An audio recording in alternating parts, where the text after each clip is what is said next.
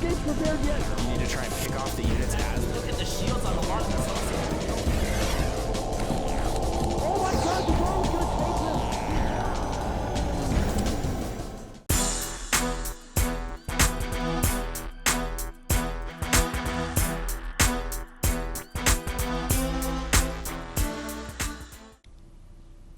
And here we are in game number 3, Artosis. OMG. It's NightEnD against Tarson. Here, you can see NightEnD checking to see are there close positions on this map, rather. And this is a fixed map. In other words, there's no broken locations for starting locations here. You can't be too close. Long story short, originally on this map, you could spawn either both sharing the upper left or both sharing the bottom right. And not so much in this matchup as other matchups, is that just wasn't a balanced situation. I mean, if you're Zerg, you're against Protoss or Terran, that's just hell. And that's been fixed, so they was just double checking for that to make sure his scouting was okay. So in the previous game, we saw Tarson. He had a strong opening, but when it came to attacking, it was just NightEnD who was the wiser player. He knew exactly when to move in and when to pull out. And in game number 1, basically, NightEnD, as far as I can tell, he seems like he's somebody who's better as the game goes on. He's better in the late game. A mid-game push is just too much for him to handle. Yeah, it seems like early on, he's just... The way he's getting his upgrades and stuff, for instance, in that first game, Tasteless on Shakuras Plateau, he rushed to Blink Stalkers, and the thing is, he had observers, he saw what was going on, he saw that there was a Raven, he saw that there were Marines and Siege Tanks. Against all that, you actually should be rushing to charge Zealots so that you can actually break the push. The Stalkers are going to be the least useful unit against that. But so basically what I'm saying is I feel like his early game he's not really understanding exactly what to upgrade in what order. Whereas as he gets to the late game, he has his full unit composition, he has all his tools, and then he uses them very well. Yeah, well said, Artosis. Well, in these spots, we see a lot of different strategies that both sides can use. We've seen Warp Prism rushes, we've seen Banshee rushes or quick drops. We've also seen just standard fast expand builds. The reason why these starting locations are so interesting is because of how close they are by air to the opposing player. Well, the probe has already scouted out everything for Tarson. Now the SCV going to do the same before that Cybernex cores up. Already a second assimilator, so he's not really going to get a whole lot of information before that Stalker is out to chase him away. Okay, the probe is scouting around the map right now. Just checking out what's going on, if there's anything hidden on the map. A factory over here. Generally, if we see the factory in this location, we can assume one thing is that he may peek inside the Protoss's base with the factory. Another is that if he makes an add-on with that factory, he's probably going to get a Banshee.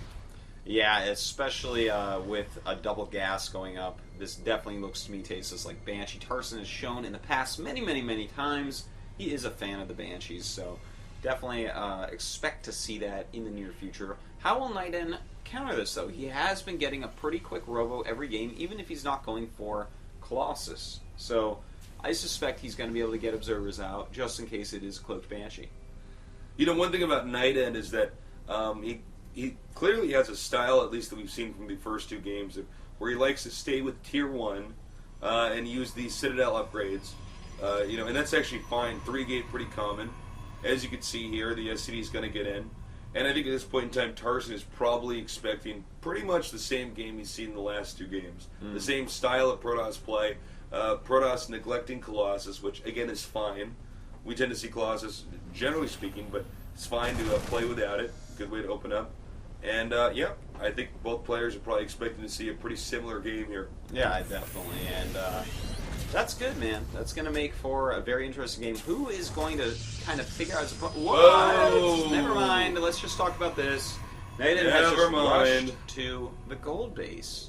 All right, so, well, what does this mean? First of all, it means he's going to have way more minerals, and with more minerals, I think this almost complements NightEnd's style, where he's actually going to be able to make a lot more Zealots, a lot more Stalkers, use those sentries in the kind of narrow pathway between these 2 bases.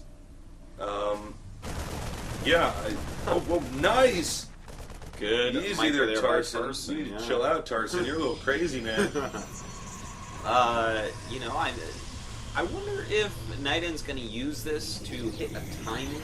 The gold base, the interesting thing about it is it mines actually a similar amount when it's saturated to a fully saturated blue base, but it uses a lot less probes to do so. Yeah, exactly. So you can oftentimes hit a very nice timing and, ooh, that Banshee. Okay, now the element of surprise with the strategy is gone. I think he actually expected the Banshee to just go around like Tarson did and then get to behind the Protoss's base, but now I think he's suddenly... Is he kiting a Nexus? He's kiting a Nexus. He was kiting a Nexus for a minute, but...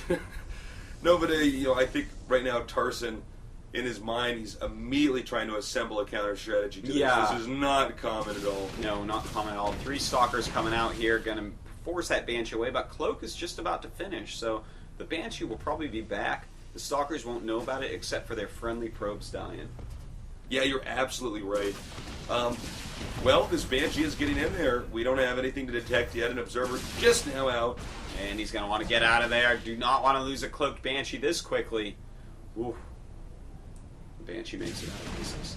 Another one in the main base, going after a few probes here. He's got to be careful, though. Looks like he's going to get that sentry, but... He does lose the Banshee. Not a lot of damage, so these Banshees have been pretty ineffectual, Tasteless. Well, Tarson is in a pretty bad position right now. I mean, he made 2 Banshees got Cloak. He hardly got any units. He basically damaged the Nexus and killed the sentry. Maybe got 1 or 2 probes, but... You know, that's not enough. I mean, Terran is still on 1 base right now, and Orbital only just now starting Artosis. And this is bad, to be totally frank. Yeah, that's not this position you want to be in. He spent so much to get those Banshees out. His command centers later, he spent a ton of gas, which was minerals he couldn't mine. He got the expensive Cloak upgrade. That looks like it's not going to be useful. He only has 1 Banshee left, and there's 2 Observers out already. NightEnd has to be feeling very confident here, adding more gateways and just looking stronger out. Ooh, even the Twilight Council is going to go down there, so it looks like he is going to stay with this very similar style. And against the Marine Siege tank that Tarson's going once again, if he just rushes to charge with this gold base already up, I can't see a way that Tarson is going to feel happy. He's just going to feel sad. Yeah. You don't want to be sad, Artosis. No, man. The It's life no way to is live. actually about being happy. Yeah, man. Well, this is a bad position right now. Tarson, he knows that basically the sand is running out of the hourglass right now. If he doesn't act very quickly, he's going to be in a lot of trouble. Well, the Banshee's still trying to do some damage. Has 3 kills on it only. It's been repaired several times. In fact, I think the repairing for it might cost more than the probes it's killed at this point. I think so. And cloaking once again, but he's going to run out of cloak momentarily. This Banshee is a non-issue. Tarson has actually been overcloaking here. Yeah. You notice he's let the Banshee stay cloaked for long periods of time. He's cloaking a little bit before he needs to. I mean, it's not a huge criticism, but you know, it is something I've noticed, a little bit of a flaw in his play right now. Looks like Combat Shields and Stim are on the way. They're going to finish at the exact same time. So he's probably going to have a pretty deadly timing push coming into this game. But we do have Charge going up for NightEnd, so as long as he focuses on his Zealot production, he's going to be in quite nice shape. I like this. Yeah, you know, it's better than that first game where we saw Blink. Yeah, I mean, he's definitely learned from game number 1 where he had Blink, and you know, here's the problem. You know, Blink is a great ability. It's great for sniping a scouting probe. It's great for getting a medevac. It's also great for, you know, just attacking, expansion, and retreating. But, you know, in that game 1, the combination of not just point defense from Ravens, or rather, Marines and siege tanks. I mean, this is something important to note. The difference in between a Stalker and a Raven and a siege tank is that or a siege tank and a Marine, is that the siege tank and the Marine, they don't have to have an animation that connects with the unit when they fire. Yeah. So it doesn't matter how good you are at blinking. If you're there, you just get hit. That's quite right. Now, we do see actually a very heavy Stalker contingent. He's actually purchased, I believe it's 13 Stalkers right now. You have to be careful not to overmake Stalkers against this because, again, they are not going to be too good against these units, the Siege Tanks and the Marines. And here he goes. This Tarson may be a little bit too ambitious. Oh, actually, he's chasing him up there. Yeah, it's doing all right so Looks far. like he's going to be okay for now. Yeah.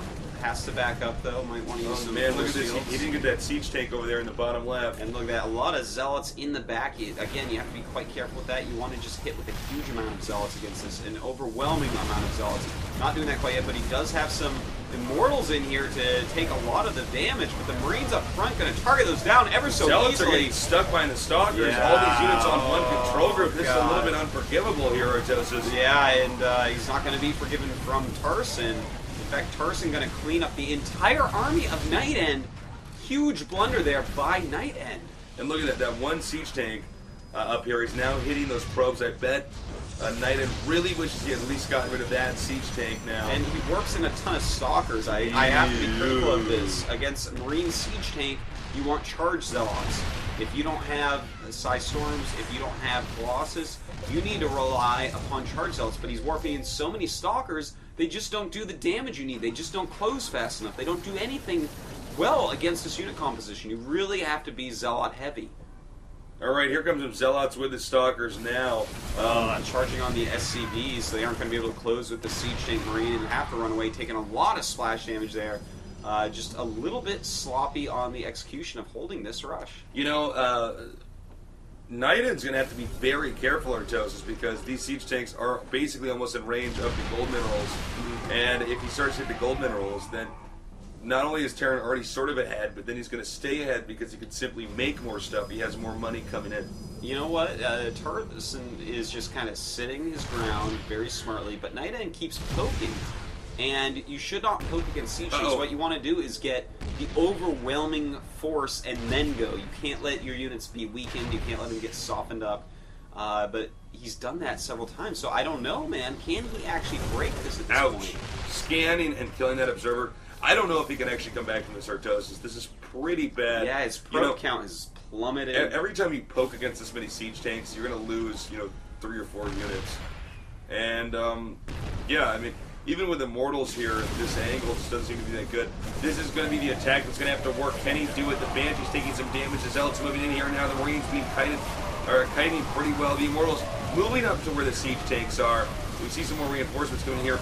Both the Banshees are about to be killed off here, but here's the problem is, at the end of the day, there's just too many siege tanks in the back. That's what, 6 siege tanks back yeah, there? man. He is keeping his siege tanks alive. The probes are going down. The gold base seems to be a lost cause. Why is he not moving these probes?